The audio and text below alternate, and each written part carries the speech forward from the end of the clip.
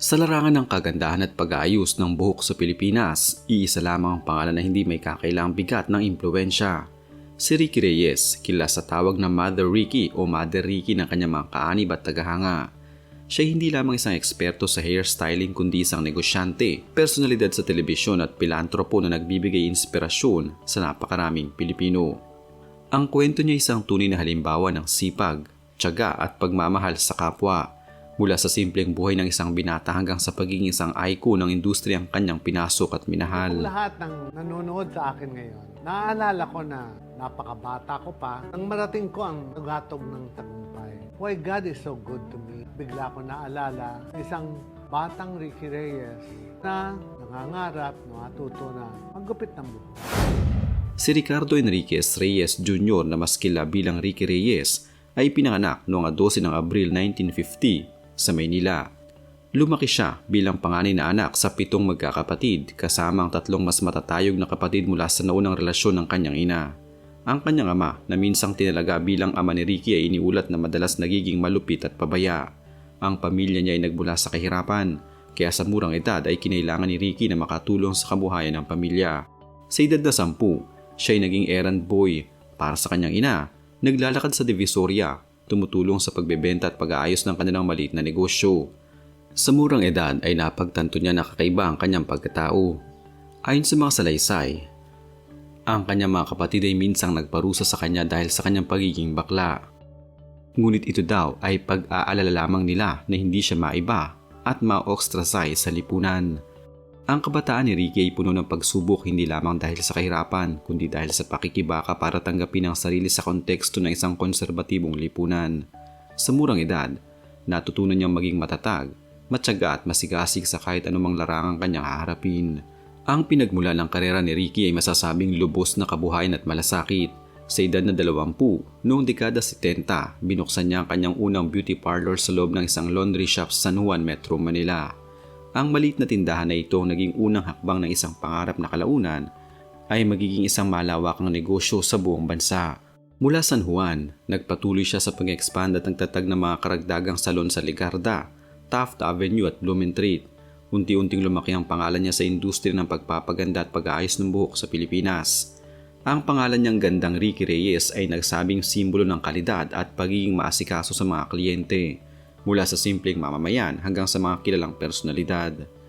Pinalago niya ang kanyang negosyo sa pamamagitan ng dedikasyon at pagsusumikap at ang kanyang salon chain ay umabot sa dose-dosena ng mga sangay sa iba't ibang bahagi ng bansa. Hindi siya humihingi ng malaking pautang o franchise model sa mga simulang taon. Bagkus ay personal niyang pinamamahalaan ang paglago ng kanyang negosyo at piniling unahin ang kalidad at reputasyon kaysa sobrang mabilis at expansion. Bukod sa pagpapalawak ng salon business, si Ricky Reyes ay nag-venture din sa iba pang larangang tulad ng isang beach resort sa Calatagan, Batangas. Isang lugar na hindi lamang para sa kanyang kabuhayan kundi pati para sa pahinga at inspirasyon. Isa sa pinakamalaking aspeto ng kanyang buhay ay ang kanyang pagkakakilanlang bakla, isang bahagi ng kanyang pagkatao na kanyang kinikilala ng bata pa siya. Sa mga pahayag at interviews, sinabi ni Ricky na batid niyang iba siya sa iba at hindi niya itinatago ang sexuality kahit na ito ay nagdulot ng kahirapan at paghamon sa kanya sa murang edad. Sa kabila ng pagiging isang gay icon sa Pilipinas, si Ricky ay may kontrobersyal na pananaw tungkol sa mga isyu ng LGBTQ+, kabilang ang same-sex marriage at iba pang mga karapatang panlipunan. Mahigpit ang kanyang pananaw na ang institusyon ng kasal ay para lamang sa lalaki at babae. Sinasabi niyang hindi siya naniniwala sa same-sex marriage at mas pinipili na lamang niyang mamuhay ng payapa at may respeto kaysa makiusisa sa ilang kilosang panlipunan. Ang kanyang mga pahayag na minsan ay nagiging kontrobersyal ay pinanood ng publiko mula sa magkabilang panig. May mga sumasang-ayon dahil sa kanyang pagiging bukas mukha at may ilan ding bumabatikos dahil sa dami ng pagbabago at mas progresibong pananaw na hinahangad ng mas batang henerasyon. Hindi lamang simpleng stylist si Ricky, siya isang personalidad na may malalim na koneksyon sa kanyang mga kliyente. Sa mundo ng showbiz, maraming artista ang naging paborito niya dahil hindi lamang niya sila pinapaganda kundi nagbibigay rin siya ng oras, pinakikinggan at kung minsan ay payo. Ang kanyang negosyo ay hindi lamang tungkol sa buhok. Ito'y tungkol sa pagpapaganda ng loob at labas ng isang tao at pagbibigay ng kumpiyansa sa kanyang mga kliyente. Bukod dito, dahil na rin sa kanyang palabas sa telebisyon na gandang Ricky Reyes, nakilala siya hindi lamang bilang stylist kundi bilang isang guro. at personalidad na nagbibigay ng kaalaman sa mas malaking audience. Dito, mas maraming taong nakakita ng kanyang talento at personalidad, dahilan upang lumawak ang kanyang kasikatan pati sa mga artista at personalidad sa telebisyon.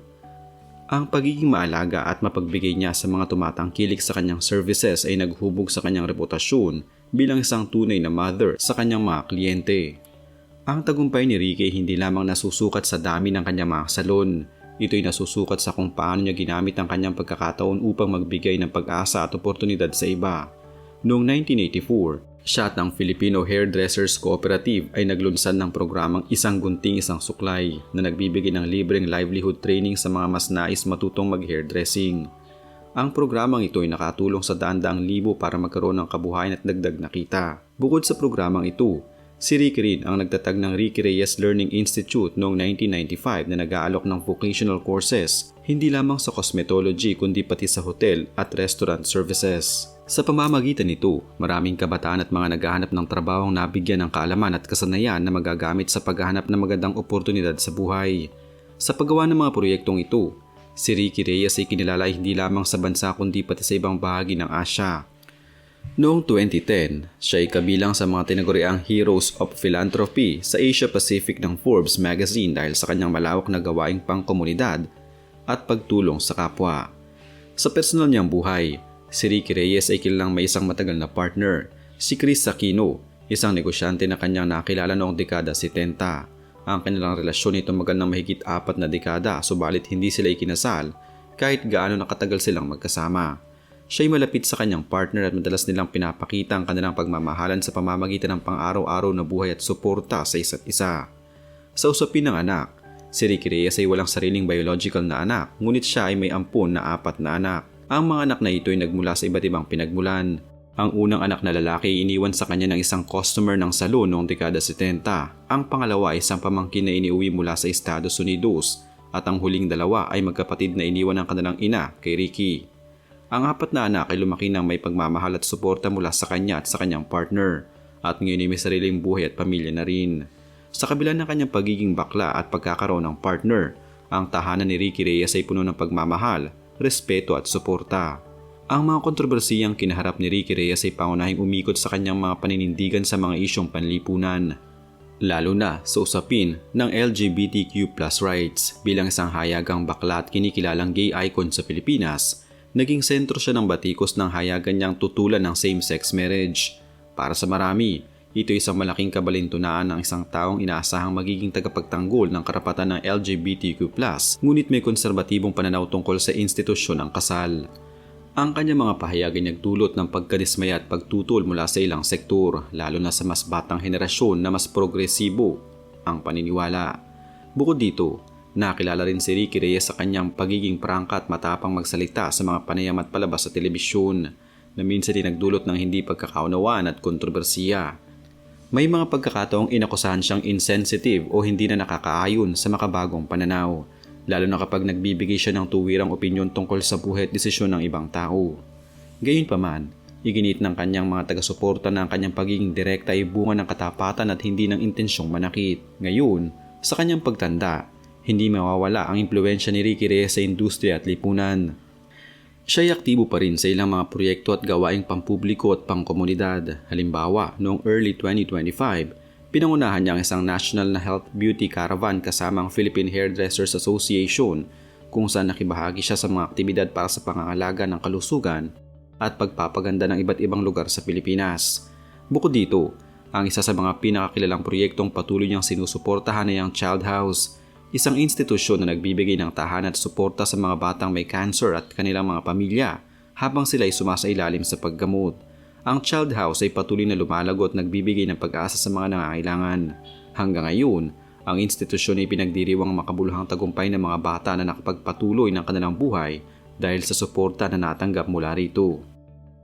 Sa kanyang personal na buhay, nananatili siyang may partner at may mga anak na nag-aalaga rin sa kanya habang siya ay nagiging inspirasyon sa bagong henerasyon. Ang kanyang pangalan at legacy ay patuloy na binibigyang buhay ng kanyang pamilya, mga kasamahan sa trabaho at ang mga komunidad na kanyang pinaglilingkuran. Ang buhay ni Ricky Reyes ay isang kahangahangang halimbawang nagpapakita na ang tagumpay ay hindi sumusukat lamang sa material na bagay kundi sa kung paano ka nakapagbigay ng pag-asa, inspirasyon at serbisyo sa iba. Mula sa pagiging simpleng errand boy sa kalye ng Divisoria hanggang sa pagiging isa sa mga pinakakilalang hairdresser at negosyante sa Pilipinas. Ang kanyang kwento ay hindi lamang tungkol sa kagandahan ng buhok, kundi pati na rin sa kagandahang loob at pagmamalasakit sa kapwa.